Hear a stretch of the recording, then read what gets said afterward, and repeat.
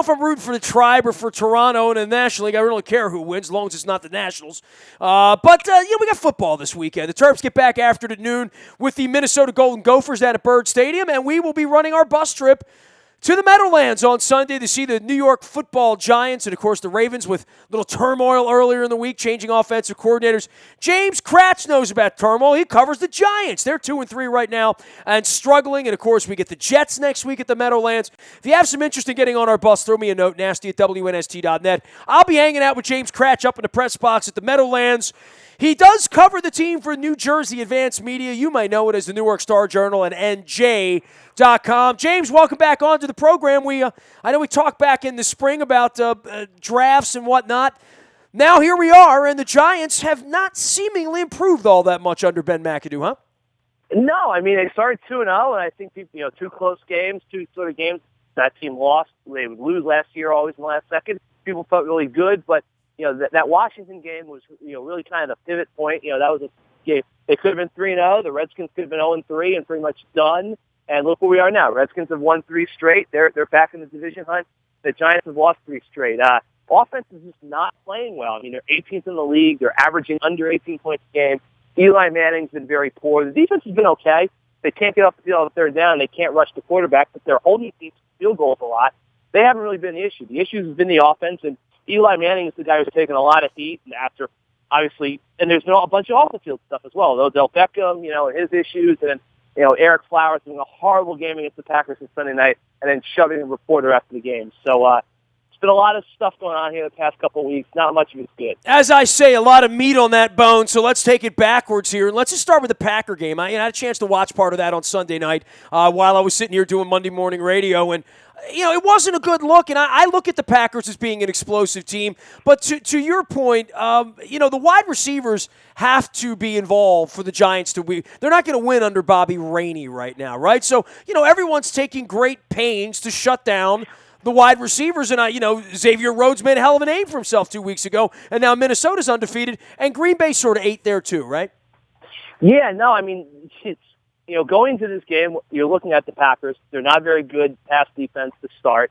They're down their top 2 corners. I think a lot of people expect, okay, this is the week where Odell Beckham and Victor Cruz and Sterling Shepard, they're going to break out. The Giants are going to be able to, score a bunch of points, really throw the ball through the air, sling it around.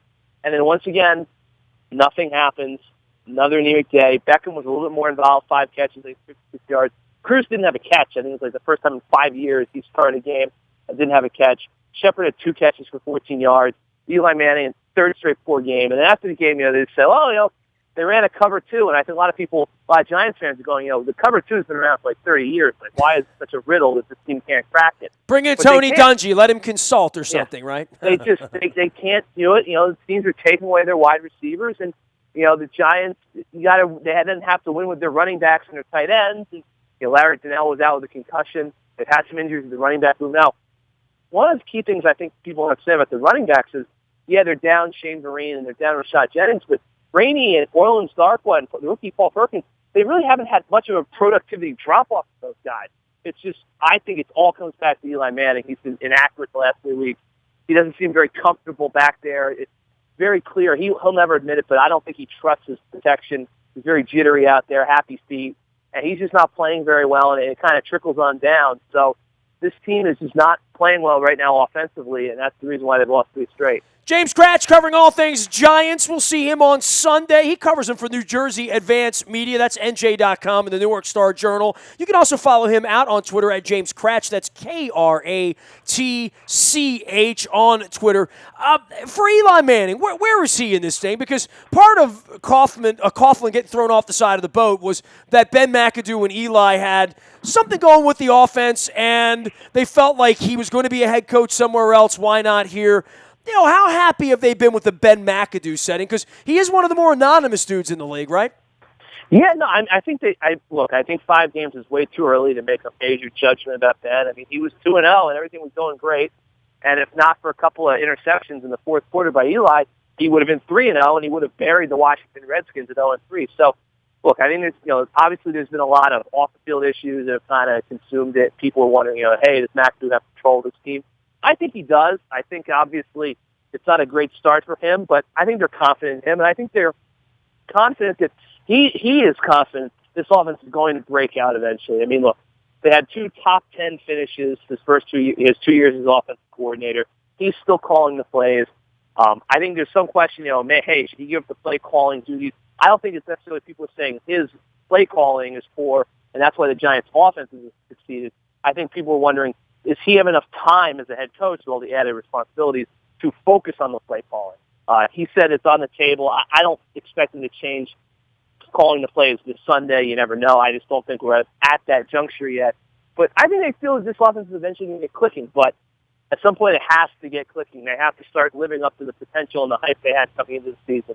And it's getting late now. We're going to week 6. So when is it going to happen? It's going to have to happen soon if they're going to have a season. It's fascinating because the Ravens burned their early pick on a left tackle and Ronnie Stanley. It's still trying to get him onto the field, and the Ravens' offensive line is obviously in motion, as is their whole offense at this point with Trestman and Morningwing, and I'll get to that with you in a minute, James. But to have a left tackle going out, I mean, look, you look like a young guy to me out on Twitter. I'm an old fart, bro. I've been doing this, from the minute the Ravens got here in '96. I've been covering sports 32 years. Other than Palmeiro chasing me with a bat at one point 20 years ago, I haven't had the reporter-athlete thing go on so much.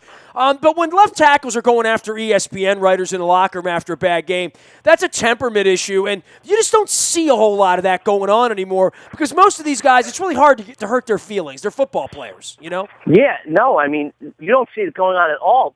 I know that you spoke to Dan Duggan, my colleague, earlier in the week. When this happened, Dan was there when it happened. I wasn't, so he kind of has the full eyewitness vision. My first thought was, okay, when has this happened before, recently, and what was the punishment for the player when it happened? Because obviously you have to do something. I can't find any recent history. When I say recent, I mean within 5 years, 10 years, of a reporter having a physical issue with a player in a locker room in any sport. I couldn't find it. Baseball and basketball, I may be missing something, and if I am, tweet it at me, at James Scratch, but it seems like it's something that, it would happen. You hear about stories from the 80s and the 70s, of drag them out fights in the locker room back in the old days. All of these guys, the stuff that I would say to Harbaugh 10 years ago, if you're worried about the beat reporter, at the newspaper here that less people are reading, no offense, James, but, my social media, everybody's a bar stool at this point, and when you lose, if you're a football player and you played at a big-time school, you're aware of this, right? Like, there's 5 beat writers and 3 TV reporters, and they're the only ones that could say bad things about you. Bad things are being said on every play in the Twittersphere forever. And, I just find it shocking that any NFL player at this point would have rabbit ears about that sort of thing. No, I definitely find it shocking. Even if you have rabbit ears, if he just MFs the ESPN reporter, that's not really a story in my opinion. That stuff that happens all the time. But when you can't put your hands on someone in any realm of society, or you can get arrested. So it doesn't excuse the fact that it was a locker room and it was a reporter, and he may not have liked what he said, and I don't know if you read the transcript. He didn't really even give the ESPN reporter a chance to leave. He basically just escalated, got in the guy's face immediately, and shoved him after he said, I'm just doing my job, which he was just doing. And I think fans were saying, the reporter shouldn't talk to him because he's angry. I mean, the fans want to know what happened after the game. I would think if you're a Giants fan, you lost that game, Eli Manning played horribly, and one of the reasons why he played horribly was because he had no protection, because the left tackle was basically a swinging gate. I would think you'd want to know what the left tackle had to say. Well, we had our own controversies here this week, James Cratch, and I know you wrote about coaching shakeups and did a little math on this. There is a little bounce back effect when a coordinator gets fired, right? Definitely. I mean, I found 4 instances in the last 2 seasons, last season and this year, where teams fired the offensive coordinator in the middle of the season. Those teams are 3-1 coming after the first game with the new offensive coordinator. Usually, it gives a little bit of energy for an offense. It doesn't necessarily seem to maybe carry out long-term, from what I found, although Detroit lost last year with Jim Bob Cooter in its first game. Then they went 6-2 down the stretch, and were almost a playoff team if a couple of things had broken their way. So, hey, last time we fired an offensive coordinator here, we won the Super Bowl 7 weeks later. Won the Super Bowl. So it definitely seems to have a short-term boost to an offense. And if you're the Giants and you can't score very many points yourself to begin with, and your defense is kind of iffy at points, you got to say, hey, this could be a problem. Marty Mornhinweg might come in here, change some things up, try to liven the game plan up, and the Giants got their hands full. Odell Beckham Jr., you cover him. We see him from the outside with the haircut and all the skills to make these crazy, crazy catches. This offense really is sort of predicated to go around him. He's had his own frustrations, and obviously getting into his head has become something fun for opposing secondaries, right? Yes. That was the big story. He behaved himself on Sunday against the Packers, and then, Flowers kind of pushed it to the back burner a little bit, but it's an issue for the Giants. I mean, it's a continual issue. It's not an isolated incident, and when it keeps happening, people are going to keep talking about it. I don't think Odell really helped himself after the Vikings game by, saying the whole world's out to get him in the postgame and then going and talking to ESPN and saying he's not having fun. I felt he kind of really extended the story for himself without anyone doing anything, but teams are going to try to do that. I didn't really see Green Bay do it. Will Baltimore do it? I don't know, but the Giants have to be prepared for that. He has to be prepared for that and know that he can't have another incident, because if he has another emotional outburst in the game or on the sideline, I think that's going to really force the Giants' hands, and they might have to do something that they really don't want to do. Well, on the defensive side of the ball, they spent a lot of money, right, in the offseason, and whether it's Vernon and Harrison, Janoris Jenkins, it doesn't feel like they're a better defense, but you're seeing it more than I am, James. Yeah, they're an enigma. They're not getting much of a pass rush. They're last in the NFL in sacks, which is a major concern, I think, for people, considering they brought JPP back and they paid big money for Olivier Vernon. I think on the whole they get more pressure on the quarterback, but not by much. And that's to get that pressure, they have to have OV and JPP on the field basically every snap. And I think a lot of people here are saying, both guys have been banged up this year. Is that sustainable? I would say no, but the Giants don't have their young defensive ends stepping up, and that I thought was a major concern for them coming into the season that's coming to fruition. Besides the two big-name guys, they don't have any defensive end. They don't have any pass rushers. Well, part of that is when you invest that kind of resource from the outside in on a pass rusher, you are then, by your very nature, going with 4th or 5th or 6th round draft picks because you're not going to use a number 1 or number 2 on that position, right? I mean, you're going to fill these positions. This is an issue throughout the league for depth. I would say the front 7 of the Ravens defensively probably been the best unit on the whole team this year here. Yeah, no, they just don't have the depth at certain spots on the defense, which I think is an issue. They're horrible on third down defense. But that being said, and, they had 2 interceptions against the Packers, but those are their first 2 defensive takeaways of the season. How many times does the team get through the 5th game and they still have an interception or a fumble recovery? But then again, the defense has made big plays. They've made stops at the end of the game in the 2 wins they've had, and they hold teams to field goals a lot. They held the Packers to 6 points in the second half on Sunday night. If you hold Green Bay to 6 points in the second half, and it's basically a 1-score game, your team should be able to win the game, in my opinion, especially if you hold the 23 points total. So they're up, they're down. There are some major issues with defense, but they're holding it together. I think they're still in the top 15 in the league. And when you were 32nd a year ago and you can get to the top half of the league this year, I think that's a lot to get. The division's a little screwy, right? I mean, they're now in the basement in the division after the Redskins beat the Ravens. Clearly, the Eagles look like a pretty good outfit, and Dallas looks like they're going nowhere, but first place at this point, and might have Romo coming back at one point, and that's going to be their drama. But they're better football teams than the Giants right now. Yeah, definitely. I think that those 3 teams, Eagles, Cowboys, Redskins, are better football teams. The one saving grace for the Giants is they already have a win over the Cowboys, and they're going to get the Eagles at home in a couple of weeks. Hopefully, maybe they can try to, the next couple of weeks are big for the Giants. Ravens on Sunday, going to London to face the Rams, bye week, and they come home for the Eagles. If the Giants can win these next 2 games somehow, get themselves into the bye at 4-3, I think they could have some momentum coming in to play the Eagles here at home, kind of get themselves back in the NFC East race. But right now, they're in danger of digging a hole that they cannot climb out of. Are you going to London next week, James Cratch?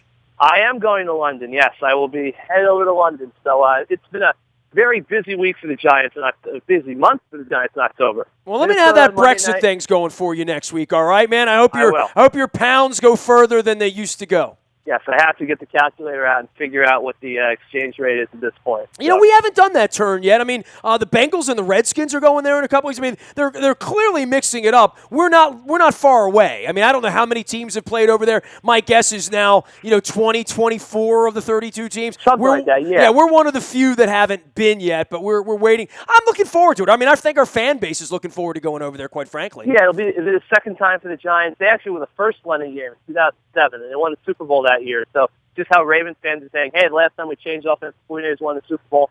Giants fans, they're not saying it very loudly, but they're saying, hey, last time we went to London, we won the Super Bowl. Well, the Rams are an improved outfit as well. We get the Jets next week, so 2 trips back-to-back to the Meadowlands. I'll be bugging some of your NewJersey.com compatriots there about Jets coverage next week. James, always great having you on, man. Appreciate the visit.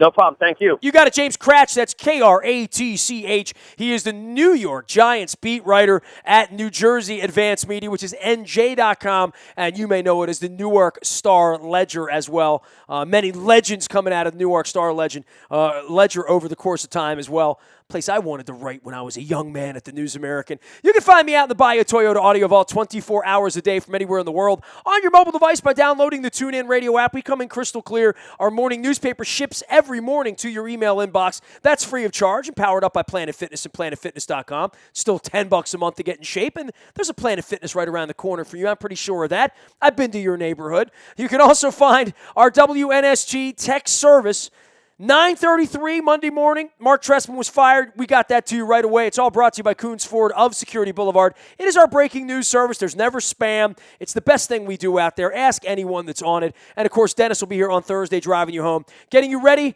for Thursday night football and a weekend of baseball, and the Terps playing this weekend. All sorts of stuff happening around here. That is the SSV on WNST. Big time thanks to Coons Ford of Security Boulevard for sponsoring us. I'm Nestor. Nasty at WNST.net reaches me. Twitter, Facebook, LinkedIn, Snapchat, Instagram, streaming live on our Facebook Live as well as our YouTube WNSTV channel. We are WNST.net, AM 1570 and WNST Towson, Baltimore, and we never stop talking Baltimore sports.